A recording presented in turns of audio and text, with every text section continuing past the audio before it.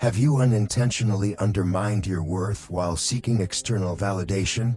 Have you ever felt like you're unintentionally undermining your own worth, dimming your unique light in the relentless pursuit of external validation? What if the very actions you believe are building connection are actually eroding the foundation of your self-esteem? Today, on Shining Mirror-LVB, we're diving deep into the profound insights of contemporary philosopher on human connection, Jefferson Fisher. His wisdom cuts through conventional relationship advice to reveal subtle, yet destructive, habits that are quietly eating away at your inherent value. In the intricate dance of human relationships, especially intimate ones, we often find ourselves navigating a maze of unspoken rules, societal expectations, and deeply ingrained fears. Jefferson Fisher, with the sharp clarity of a seasoned psychologist and the evocative prose of a master storyteller, sheds light on 4 critical pitfalls that, left unchecked, can systematically dismantle your perceived value in the eyes of others, particularly within the context of romantic relationships. This isn't just about attracting or retaining a partner. It's about reclaiming your very self, your core worth, your self-respect, and your distinct light. Subtle erosion, over-apologizing and over-explaining. Jefferson Fisher begins this exploration by dissecting a common, seemingly innocuous yet profoundly damaging habit, the tendency to over-apologize and over-explain. He paints a vivid picture of someone who might preface every statement with an apology, even when no fault has been committed, or meticulously justify every minor action, as if their very existence or decision requires elaborate vindication. As a psychologist and a contemplative observer of life, I recognize this as a deeply ingrained pattern often rooted in a fear of conflict, an intense desire for external approval, or a subconscious belief that one's inherent truth, their authentic self, is insufficient and needs to be covered with justifications.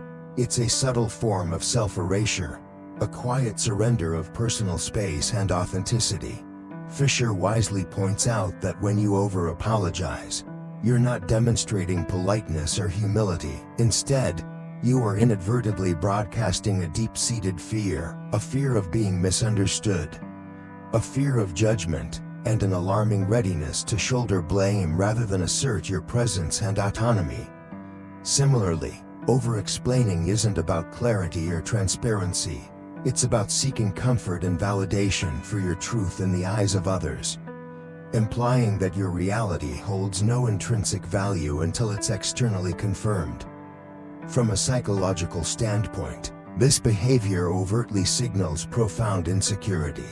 An observer, especially in romantic dynamics, doesn't perceive confidence or steadfastness in you. They perceive uncertainty, a void ready to be filled. They don't encounter boundaries, they sense an invitation to push and control. The respect that should naturally accrue in a healthy dynamic instead diminishes, as your self-worth seemingly shrinks with every unnecessary justification, every instance of self-diminishment. My personal reflection on this is profound.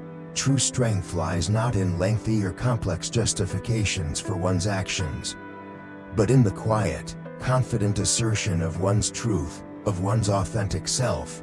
Imagine a majestic oak tree, deeply rooted in the earth, standing tall with pride. It doesn't apologize for its height or explain its presence. It simply exists, majestically. Similarly, when we are rooted in our authentic selves, our no stands firm without requiring reasons. Our boundaries breathe naturally without needing an elaborate backstory. This is not rudeness, coldness, or arrogance. It is the quiet power of self-possession, of self-respect. The most impactful statements, the most resolute decisions, are often those delivered with calm conviction, unburdened by the need for external approval or validation. This is a fundamental life lesson we all need to internalize. Your worth is not a negotiation, it is a self-evident truth, an unalterable reality. And when you live in alignment with that truth, you don't narrate your value with words, you embody it through every action, every presence, and that embodiment speaks volumes more than any verbal declaration. The perilous descent, lowering your standards. The second insidious habit Fisher identifies as the gradual, often imperceptible, lowering of one's personal standards simply to maintain a connection, be it with friends, colleagues, or especially in romantic relationships.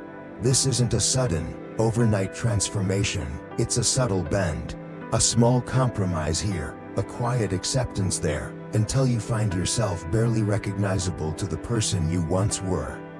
It might manifest as saying yes when your gut screams no, overlooking a joke that crosses the line, or rationalizing slow replies and emotional distance as your own patience. As a psychologist and observer of life, I see this as an incredibly dangerous form of self-abandonment. We often confuse unconditional sacrifice with noble love, but Fisher draws a crucial and sharp distinction. Sacrifice without mutual respect is not noble, it is a slow, painful erosion of the self. When you start making excuses for another person's behavior, instead of steadfastly holding space and voice for your own needs, desires, and values, you are, in essence, unintentionally teaching them how to treat you. You are conveying a clear message that your boundaries are flexible, your needs are negotiable, and your inherent worth can be discussed or even diminished. The power dynamic in the relationship shifts disadvantageously, and not in your favor for growth. This point deeply resonates with the wisdom found in countless success stories and invaluable life lessons.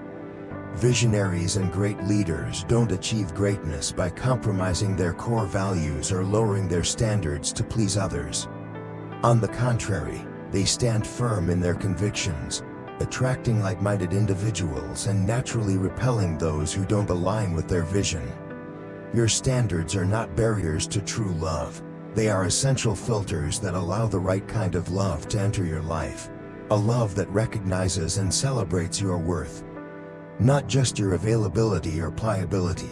If someone walks away because your standards are too high, as Fisher boldly states, good, let him go. It is better to lose someone who isn't ready to meet you at your level than to lose yourself.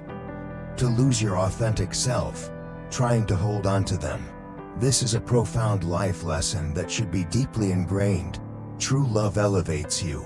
It does not diminish you. It respects your authentic essence. It does not demand that you contort yourself into someone else's ideal mold.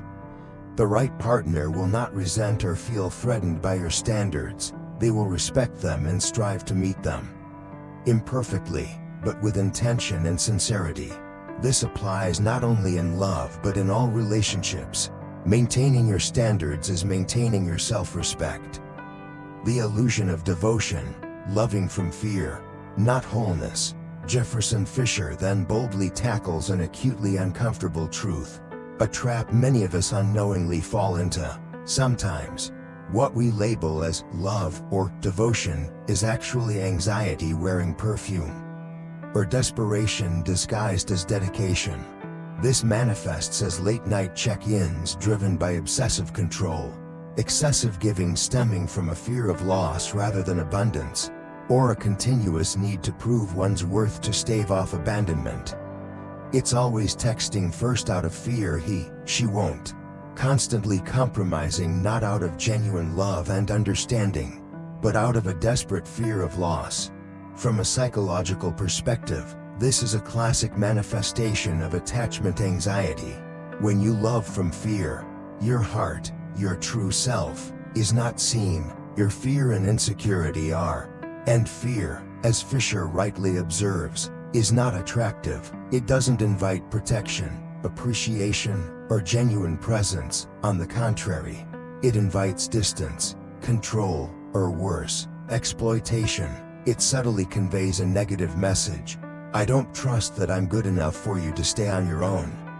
So, I'm trying to hold on to you with my effort, my trying, instead of my intrinsic nature, my inherent worth. This is a crucial insight for anyone seeking a genuine, lasting connection. True devotion isn't loud, it doesn't beg, it doesn't chase, it doesn't cling at all costs. It stands still and steady in self-assurance. It doesn't need to perform or prove, it simply exists naturally and attracts. This concept echoes timeless wisdom about self-reliance and inner peace. Many spiritual traditions and great philosophies emphasize that true, lasting love begins with self-love, with self-respect and self-acceptance. A woman or a man who is grounded in their self-worth does not need to prove their place in anyone's life. Their place is either respected and acknowledged, or naturally relinquished. They walk away not out of anger or resentment, but because they are anchored in their own truth, in their non-negotiable self-worth. This is a powerful life lesson, a core question we need to constantly ask ourselves: does my care, my giving, or my devotion in this relationship come from genuine love and inner wholeness, or from a fear of loss, a fear of abandonment? The answer to this question changes everything, from how we behave to how we feel. Desperation screams, "Look at me, choose me, love me." However, true devotion whispers with calm confidence, "I see myself, I choose myself, and if you wish to join me on this journey, that is wonderful. But I am not chasing you to convince you." This stillness, this quiet power of self-assurance, is what truly attracts others, not your frantic efforts, but your steady energy, not your haste and clinging, but your calm, self-possessed presence, the silent assassin, accepting disrespect. Finally, Jefferson Fisher addresses the most insidious and subtle destroyer of self-worth: the acceptance of disrespect. Even in its most refined and difficult to perceive forms, disrespect doesn't always roar with vulgar words or aggressive behavior. Sometimes, it whispers through gestures, seemingly harmless remarks. It lies in the dismissive joke about your values, the abrupt change of subject when you are vulnerable and need to be heard, consistent lateness in responding or keeping promises, a clear lack of effort in the relationship, or promises that never materialize into action. And each time it happens, you feel a small sting, a tiny crack in your soul, but you say nothing. Perhaps you fear conflict, or abandonment, or you convince yourself it's no big deal, that you're overreacting. But as a psychologist, I can definitively state, it is a very big deal. When you accept disrespect, even the smallest and most subtle kind, your silence speaks louder than any words. It sends a clear and dangerous message: I'm okay with this. I deserve this treatment. Over time, that silence is mistaken for agreement, comfort, acceptance. Disrespect doesn't always break your heart all at once with a major shock. It erodes your self-esteem little by little, day by day, until one day you wake up and realize you've become a version of yourself who is always walking on eggshells, always adjusting to please others, always swallowing your truth and emotions just to keep the peace. But peace at the cost of your dignity and worth is not peace, it is silent suffering, a spiritual surrender. This is a crucial lesson in personal empowerment and boundary setting, an indispensable foundation of psychological well-being and true happiness. People tend to treat us at the level we demand and allow, not just the level we desire. You cannot teach someone to respect you merely through kindness or unconditional patience. You teach them with clear boundaries, with clarity in your words and actions, and with consistency in protecting your worth. This means not laughing off things that hurt you, not justifying someone else's bad behavior, and not showing up as if nothing happened after being treated poorly. You don't need to yell, you don't need to fight, or create a major confrontation, but you need to speak, you need to act, you need to walk away when necessary, not to punish him, her, but to protect yourself, to protect your unshakable worth. Because you are not hard to love, because you deserve to be loved, you are hard to manipulate. And those are two very different things. Your standards are not harsh, your boundaries do not mean you are destined for loneliness. Your silence is not strength if it stems from the fear of loss. Speak not to control others, but to honor yourself, because when you protect your self-respect, you protect your true value. And a woman or a man who refuses to accept disrespect does not become difficult. He becomes undeniable, a person of value. Self-respect, and deserving of respect.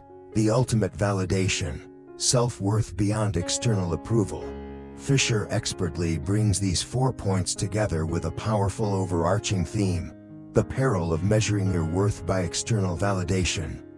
It starts innocently enough. You smile because he smiles. You feel beautiful because he says so. You feel secure because he cares. But when he withdraws, when his mood shifts, or when he simply doesn't offer approval, suddenly your entire self-perception crumbles. This is the deadly truth. Your self-esteem dances to the rhythm of his mood. His approval becomes the fractured mirror you use to decide how lovable or valuable you are today. As a psychologist, I emphasize that no one, no matter how wonderful, consistent, or emotionally available, should hold so much power over how you view yourself. That's not true love, that's emotional dependency, and it's exhausting for both you and him. When your worth is tied to his validation, every interaction becomes a test you constantly seek to pass. Every moment of silence feels like rejection. Every normal disagreement feels like an existential threat. You are no longer grounded in your own identity but begin to live on emotional quicksand. Perpetually uncertain, perpetually unstable, always trying to anticipate and please. And frankly, that kind of insecure and dependent energy pushes men away. Not because you're too emotional or weak, but because your emotional security and self-worth have now become his responsibility. And that's a burden no healthy relationship can sustain for long. The answer, as Fisher eloquently states, is not to become cold or indifferent, but to become rooted, grounded within yourself. Remember who you were before he called you beautiful. Remind yourself of your inherent worth before he validates it. Hold space for your emotions without needing them to be fixed or immediately acknowledged by him. Because when you self-validate, when you know who you are and where your worth lies, his words become a beautiful reflection, a lovely addition, not a fundamental requirement or a lifeline for your existence. Think of it this way: when a woman truly knows her worth, compliments are just sprinkles on an already perfectly baked cake. They add a little sweetness, a bit of embellishment, but they are not what holds the whole cake together. They do not define its value. This is a profound lesson in self-possession and inner resilience. You are not worth more when he loves you, and you are not worth less when he doesn't. You are already enough, already worthy, whether he sees it or not, whether he says it or not, whether he stays or not.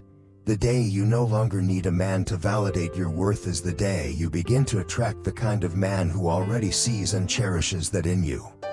Naturally and genuinely, the most powerful woman in the room is not the loudest, the prettiest, or the most accommodating. She is the one who remains unshakable when love comes or goes. Because her self-worth is an intrinsic, unmovable truth, independent of anyone else. The ultimate validation.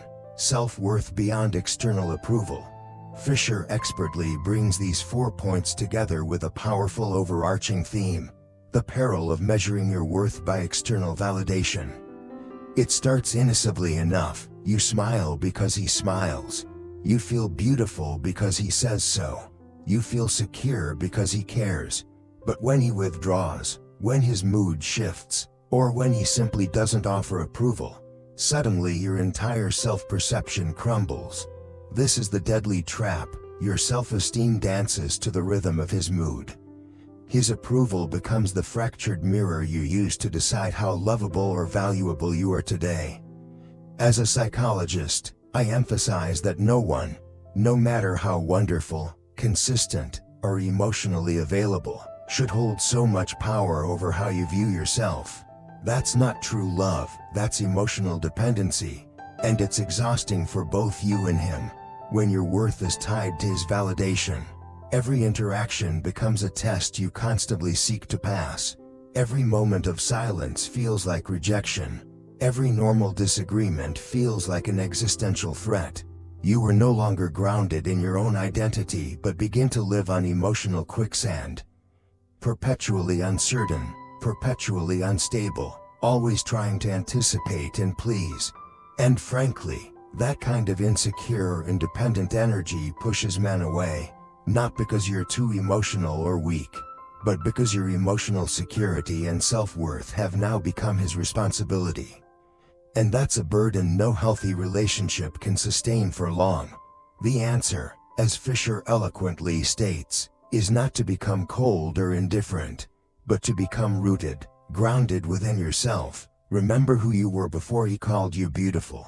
Remind yourself of your inherent worth before he validates it. Hold space for your emotions without needing them to be fixed or immediately acknowledged by him. Because when you self-validate, when you know who you are and where your worth lies, his words become a beautiful reflection, a lovely addition, not a fundamental requirement or a lifeline for your existence. Think of it this way: when a woman truly knows her worth, compliments are just sprinkles on an already perfectly baked cake. They add a little sweetness, a bit of embellishment, but they are not what holds the whole cake together. They do not define its value. This is a profound lesson in self-possession and inner resilience. You are not worth more when he loves you, and you are not worth less when he doesn't. You are already enough, already worthy, whether he sees it or not, whether he says it or not, whether he stays or not. The day you no longer need a man to validate your worth is the day you begin to attract the kind of man who already sees and cherishes that in you. Naturally and genuinely, the most powerful woman in the room is not the loudest, the prettiest, or the most accommodating. She is the one who remains unshakable when love comes or goes. Because her self-worth is an intrinsic, unmovable truth, independent of anyone else. The profound insights shared by Jefferson Fisher, illuminated through the lens of psychology, life lessons, and the wisdom of true success, serve as a powerful call to action for each of us. Your worth is not a trophy to be handed to you. It is an inherent truth to be carried with grace, confidence, and unwavering conviction. The journey of reclaiming your authentic value begins by recognizing and dismantling the subtle habits that subtly gnaw at your essence: the over-apologizing, the lowering of standards, the loving from fear, and the acceptance of disrespect. These are not merely relationship tips or communication hacks. They are fundamental principles for a life lived with integrity, authenticity, and profound self-respect. When you stop proving your worth and start protecting it, when your love is powerful yet not suffocating or clinging, and when you embody your truth instead of begging to be seen or validated, you don't just transform your relationships dramatically, you redefine your entire existence, laying the foundation for a life filled with intrinsic power. So, what resonated most deeply with you from this exploration of self-worth and connection? Do you recognize any of these subtle habits quietly present in your own life or relationships? Please share your thoughts, experiences, and aha moments in the comments section below. Every story you share is a valuable beacon, illuminating the path for others on a similar journey. Let's continue this vital conversation on the Shining Mirror-LVB channel. Because when you stand firm in your wholeness and your own value, you don't disrupt peace, you redefine it, creating a more authentic and healthy space for everyone. Your journey to becoming undeniable begins now.